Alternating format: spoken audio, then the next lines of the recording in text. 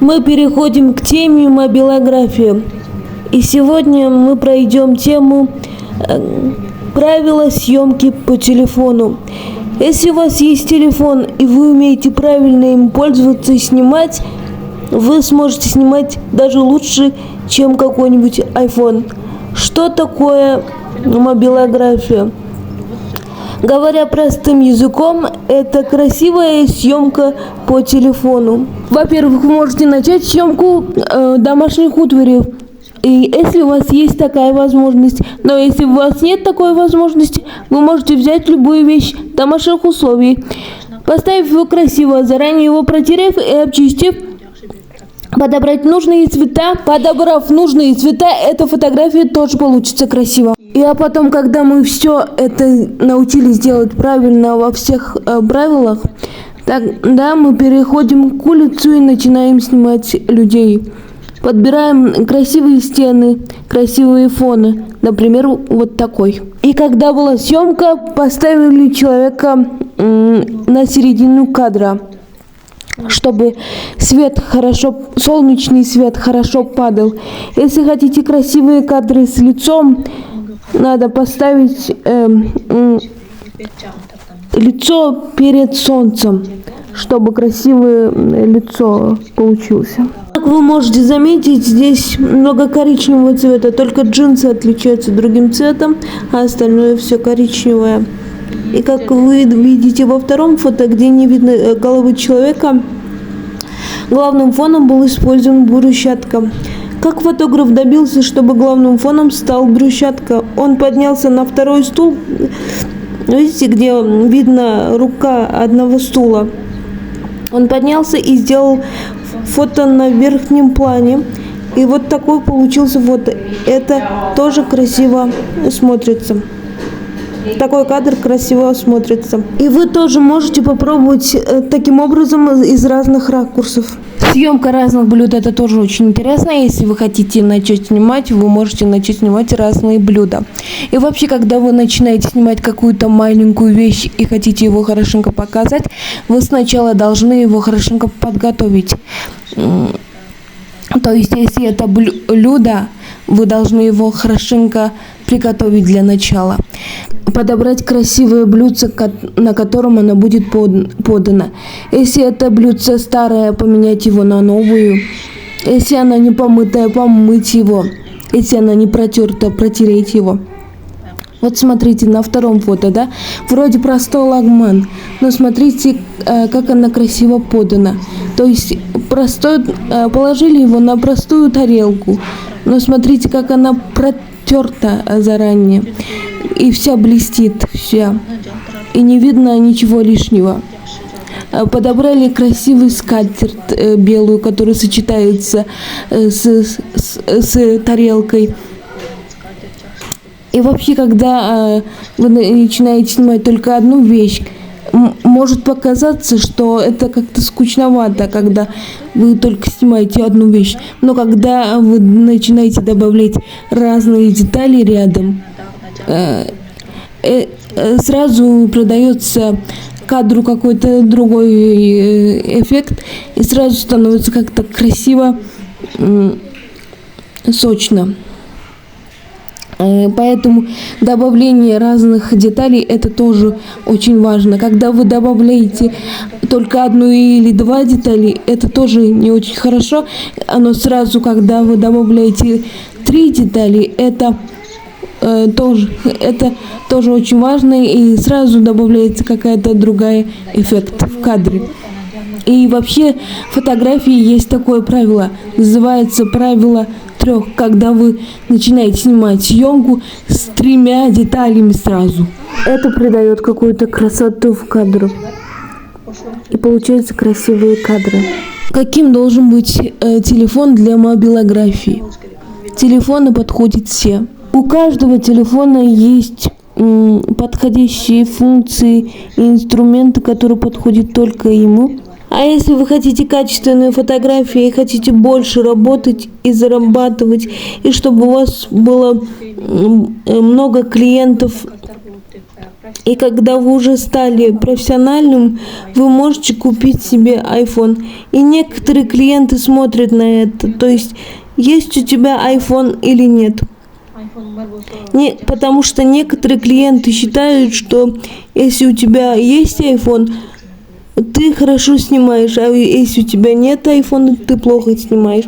Поэтому ради клиентов вы можете купить iPhone, если у вас есть такая возможность.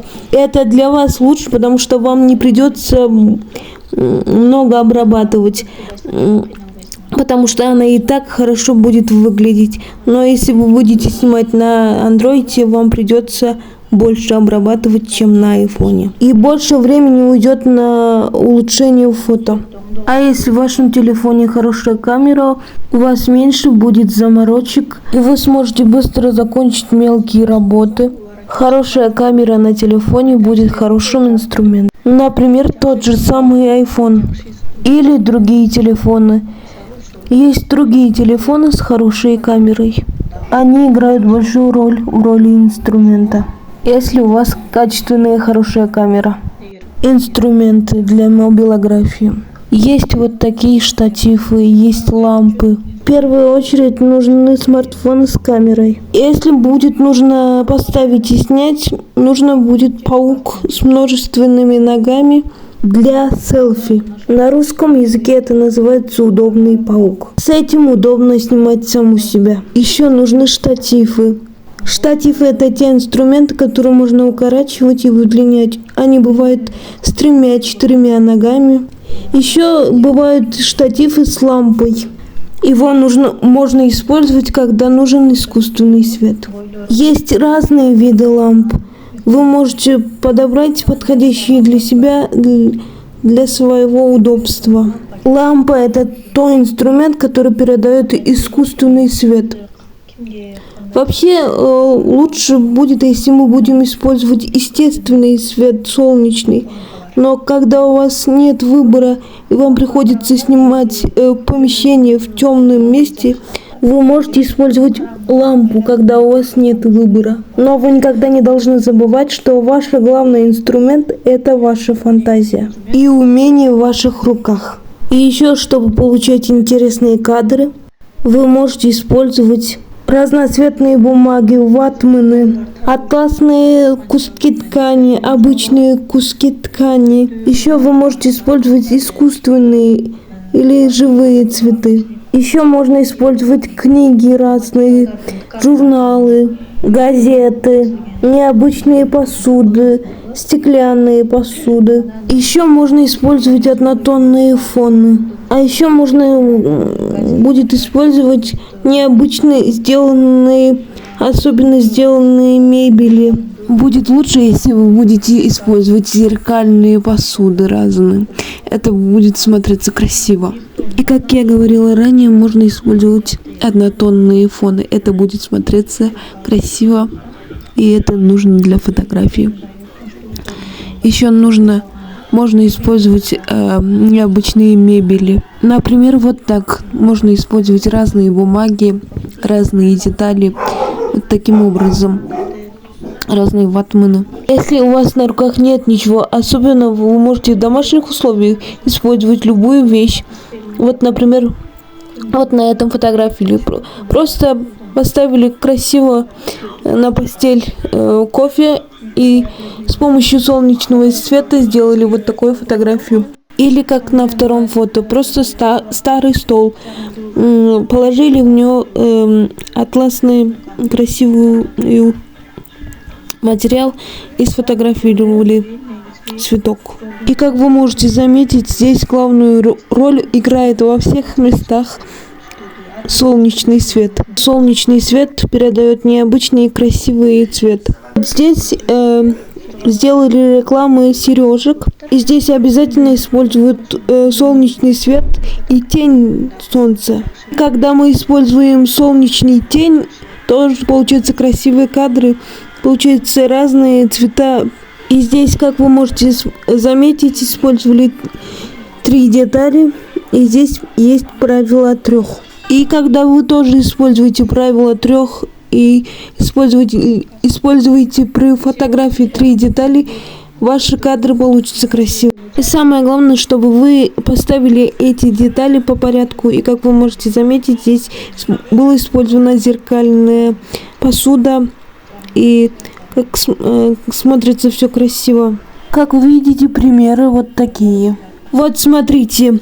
Сфотографировали брюки, повесив на стол. Значит, понадобился задний фон.